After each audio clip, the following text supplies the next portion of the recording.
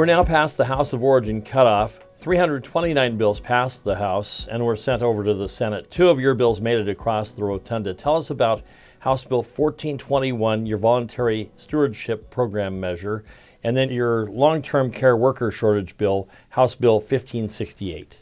Well, House Bill 1421, the voluntary stewardship program, this opens the window for counties to join under the State's Growth Management Act. And so the voluntary stewardship program was created in 2011, and counties had the option of participating or not. Well, the window for participation closed, but counties have seen over the last 10 years the benefit of this incentive-based program, and it would require legislative authority to open that window for enrollment back up and join. So I know that Pierce County is one of those counties that is seeing the benefit of this program and would like to participate. It allows participating counties to develop local work plans that use voluntary and incentive-based tools as an alternative to regulation to protect critical areas and agricultural lands. 1568 is a bill that I put together with my experience in the long-term care industry and to say, how do we really address some of these caregiver workforce shortages that we're having?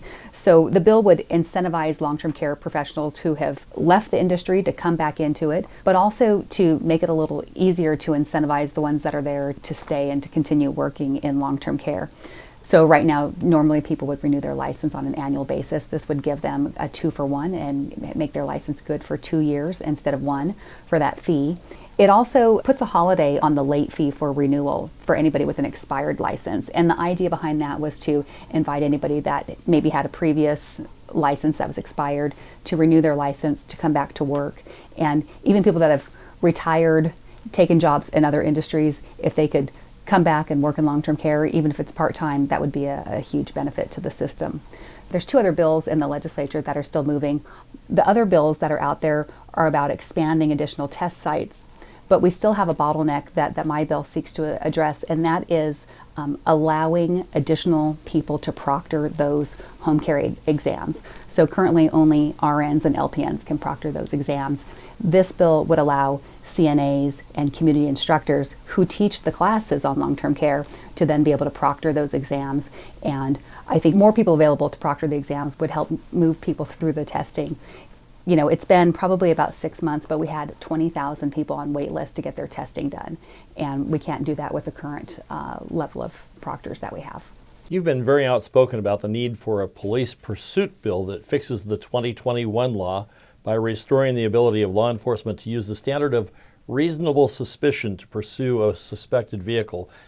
Tell us the status of that bill. Well, the House version of the police pursuit bill did not make it out of the House.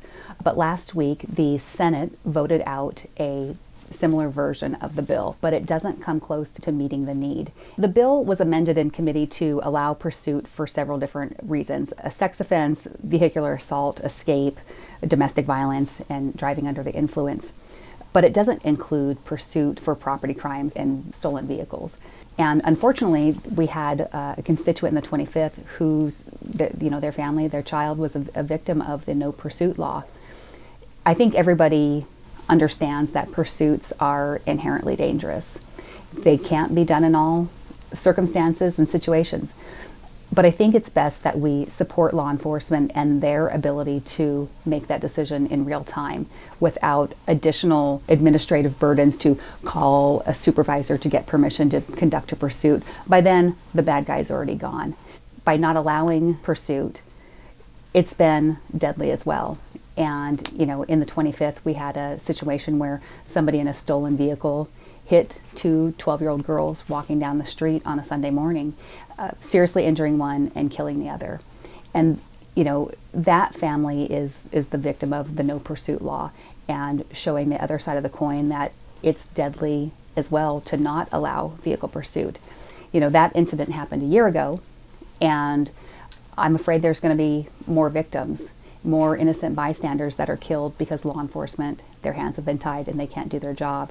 We just saw that a week ago in the Yakima area, in which, you know, somebody was going 110 miles an hour and law enforcement attempted to pull them over and they fled, and a short time later they caused a horrific accident with killing two small children, a 6 and an 8-year-old, and then seriously injuring the other child and the driver in that case. So I just wanted to ask leadership, how many more children need to die before we reverse the vehicle pursuit bill that the legislature passed 2 years ago? What are the big issues ahead as the session enters its final weeks? Well, we are anticipating the revenue forecast on March 20th, and that will kind of fine-tune and inform the state budget that ends up coming out of the legislature this session. Right now, each chamber is hearing the bills that were passed out of the opposite chamber. So over here on the House side, we're hearing bills that were passed out of the Senate. But we are taking another look at those policy bills and moving them through the process. And finally, where can people get more information about your legislation, and how can they get involved? Well, people can go to representativekellychambers.com for more information or to reach out to me. And I just want to say thank you for the honor of being able to serve you as your state representative.